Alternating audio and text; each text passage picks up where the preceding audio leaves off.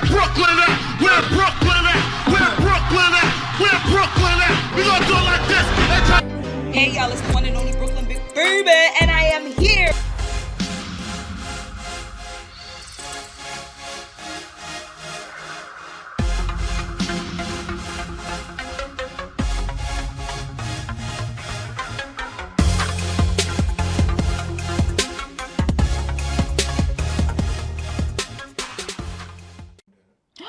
A Canadian didn't. They just hate on Canadians. I swear to God.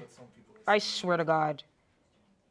Deborah Cox is not on there either. I don't care what they put in there. How dare you guys put Michael Jackson at 86? If it wasn't for Michael Jackson, none of you singers would be around. Let's make that very clear. You guys try to live up to his standards till to this day. You guys are still trying to live up to Michael Jackson's standards. Music is music. If you can dance to it, fine. People love to dance. You go out Friday night, you want to party, you want to dance, you want to really get crazy, live life off the wall. And that's what it's all about. Call it disco or whatever. It's dance music. It's got the African drum rhythms like original, like rock and roll or disco, whatever. But it's dance music. And people shouldn't categorize it racially. It's for the whole world, because everybody dance. So that's the point. Hence the fact you guys are always doing tributes and dancing to his music. But what are we talking about here?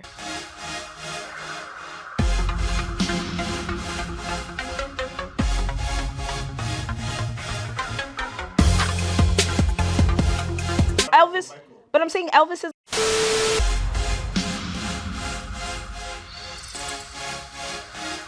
Elvis Presley, A Southern Life.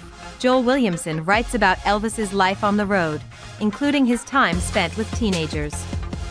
Williamson writes that while on tour, Elvis preyed on a group of 3 14-year-old girls who would pillow fight, tickle, wrestle, and kiss Elvis, who was 22 at the time. Elvis informed his friends that he brought the girl to the emergency room and left her there to get a douche. All the while, he was obsessively calling his 15-year-old girlfriend, Dixie Locke, whom he loved to dress in clothes of his own choosing. Eventually, Elvis found himself a 14-year-old he could get to commit to him.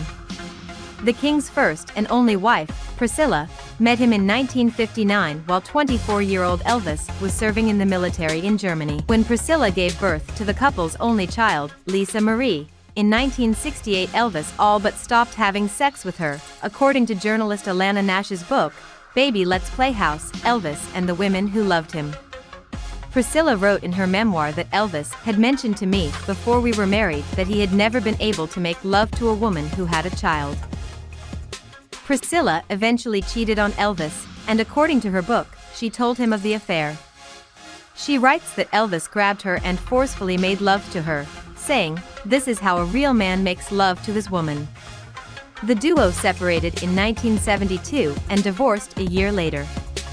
2 years after that, Elvis went after yet another 14-year-old girl by the name of Rika Smith. You guys know these things. Don't act like you guys don't know. It's like when you guys knew R. Kelly was the same thing, but you guys put a blind eye to that. You know about all the rumors about you being married and stuff like that. Was there any truth to that? Man, you are so late. I know, but you know what it is?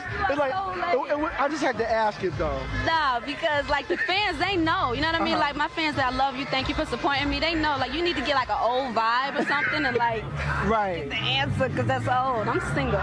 Okay. What I'm trying to say is once you're accused of something, it's over. Many online tend to agree with Brooklyn, as Twitter users are also calling out the hypocrisy of the Rolling Stone writers. One person in particular stated, "Why do you always manage to make reference to allegations against Michael Jackson in any review that's meant to be objective on his work or voice? But say with domestic violence wife beater John Lennon, you never manage to fit that in?" Weren't you once accused of rape? Weren't you once accused of being a pedophile? It doesn't matter whether you were acquitted, whether you're whatever. Once that is associated, it's over. Didn't they say that you were a murderer one time? Yeah, my charges were dropped, yo. What are you talking about? But you shot at a man, didn't you? Doesn't matter. My charges were dropped, bro. What are we talking about? You're still considered that person. You understand what I mean? So at the end of the day, if we're really gonna talk about what Michael Jackson did, then we should talk about what Elvis did. We should, if you guys are going to talk about R. Kelly Before R. Kelly was R. Kelly, Elvis was doing it. But it was okay for Elvis to do it though. But R. Kelly did it, you guys locked him up. Why didn't you guys lock up homeboy over here?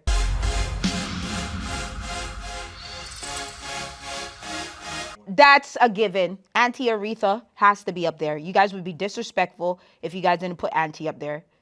That's by far. We don't even need to ask about that. She's number 2? Okay, then I'm good. I don't care about anybody else on that list. As long as Whitney is in the top 3, I'm good. Who did this list? Well, that's what everyone said. Who did this list? It was Rolling Stone writers. Caucasian. That's all you had to say. It's okay. Understandable. There were some white people that said the top 10 is all black people. Because we have the vocals that you guys wish you guys had. Don't let me get started on this, please. I'm really not trying to get us canceled. But yeah, please don't let me start. Like, you guys are singing like us in churches.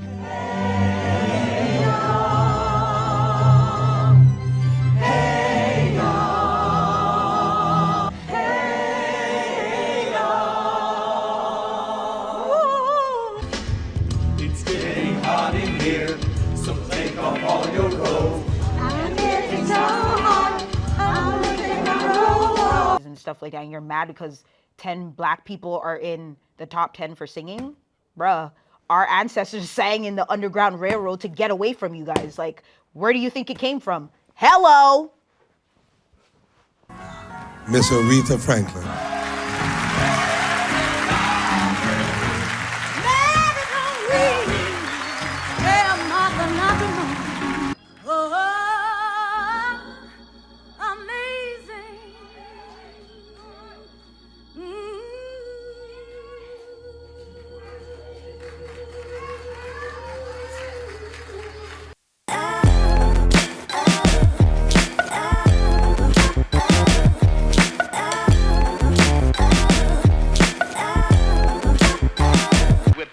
That Aretha is not only my daughter, Aretha is just a stone singer.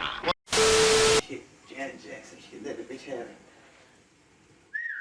This we're gonna have to edit. Now wait a minute. Oh, why you gotta let me let y'all know who that was. First of all, you gotta get out of here, bro. Sissy Houston talking, folks. It can't change you. You have to remain. I know, Mom. I know. I know, Mom. I know. Prince of Peace, you are. Yes, you are. Prince of Peace, you are.